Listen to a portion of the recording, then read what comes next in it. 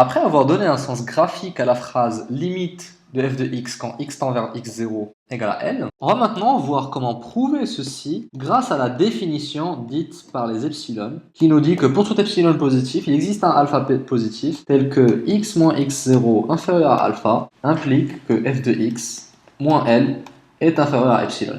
Si vous êtes du genre à être troublé par le pour tout epsilon de la définition, la méthodologie suivante vous permettra de voir plus clair. D'abord, il faut se donner un epsilon quelconque. Dans quelconque, on entend sans plus de précision. Et ensuite, prouver l'existence d'un alpha pour cet epsilon-là. Mais la plupart du temps, la piste vers alpha n'est pas claire. Et en se rappelant de la méthode d'analyse synthèse, non, les pistes pour régler les problèmes d'existence, il suffira de supposer l'inégalité f de x moins L inférieur à epsilon déjà vérifiée et de voir les implications sur x. Et c'est ces implications-là qui permettront de déterminer alpha. Et par là, prouver son existence. Regardons tout ça sur un exemple. Prenons donc celui de la fonction f de x égale sinus de x sur x qui est défini partout sauf en 0.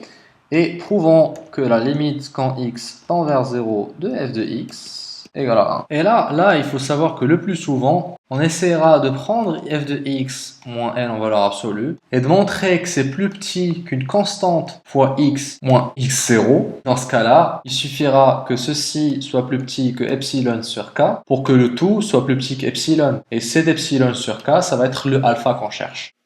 Revenons alors à notre cas. Si on écrit que sinus x sur x moins 1 en valeur absolue, qui vaut déjà 1 sur valeur absolue de x fois sinus de x moins x, là on aimerait bien majorer ceci par quelque chose en x carré. Pourquoi x carré? Parce que comme ça, quand ça va se diviser par valeur absolue de x, il nous restera quelque chose, donc une constante fois x, et il suffira à x d'être plus petit que epsilon sur k, pour que tout ceci soit plus petit que epsilon. Cette partie-là, on se dit, est-ce qu'on a une inégalité qui nous fait majorer sinus x moins x avec un facteur fois x carré? La réponse est oui, et réside dans cette inégalité. Et c'est là l'avantage d'une analyse synthèse, c'est que non seulement elle nous met sur les pistes de recherche de alpha, mais il nous indique aussi les objets auxiliaires, dans ce cas-là l'inégalité, qu'on souhaiterait avoir pour finir notre résolution. Donc là, cette inégalité est très facile à vérifier. On peut la faire soit en étudiant la fonction sinus x moins x